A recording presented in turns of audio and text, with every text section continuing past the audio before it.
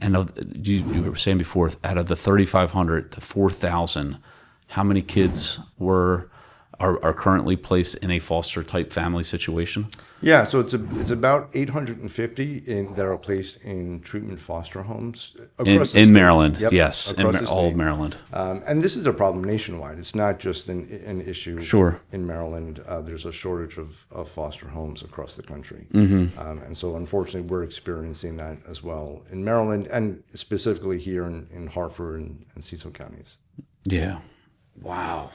So how does a stable family benefit? I mean, it almost seems like an obvious question, but how does a stable family, a family that's willing to step up to work with, or not work with, but care for a young individual, what kind of difference does that make in in the kids' past or present, their situation? Yeah, it's an important question because we know that every child who enters the foster care system has been through something traumatic. Right. Whatever the specifics, situation, we know they've experienced trauma. And so if they are able to be connected with a foster family who can provide that stability, who can show them what love is, who can be a good, positive role model for them, that really helps counteract the effects of trauma. If they feel safe, both physically and emotionally in the foster home, then they can start the process of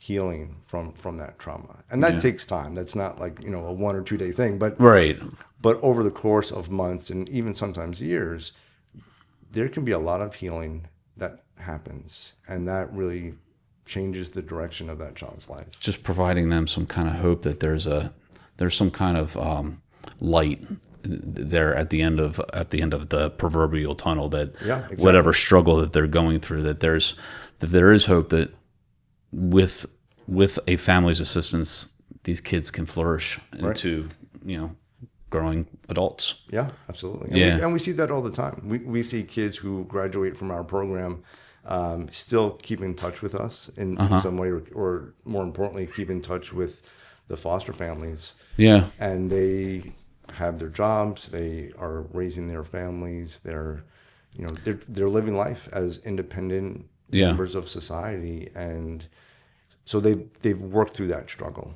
Right. And they've worked through that trauma. Sometimes it takes a while to do that. But we have a lot of situations where we see that success. Is there just one story that just stands out, like, without of course using any names or anything like that, but one just story that really stands out that's really heartfelt? That I'm sure there's plenty, but there are. Just this year we had one of our kids in our program be adopted by their foster family. Oh wow! This child was medically fragile.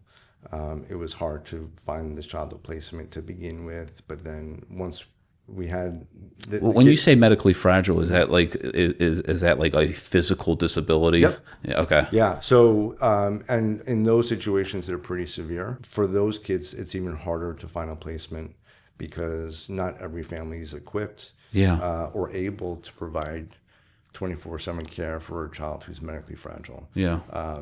But that was one of our success stories, was that child got adopted and it grew that foster family in size. Yeah. And now that child continues to be in a loving home and is overcoming or making very good progress in overcoming some of her disabilities. That's amazing. So did you like this episode of the TMA Connection? Well, you might want to check this one out right here. Go ahead, click it.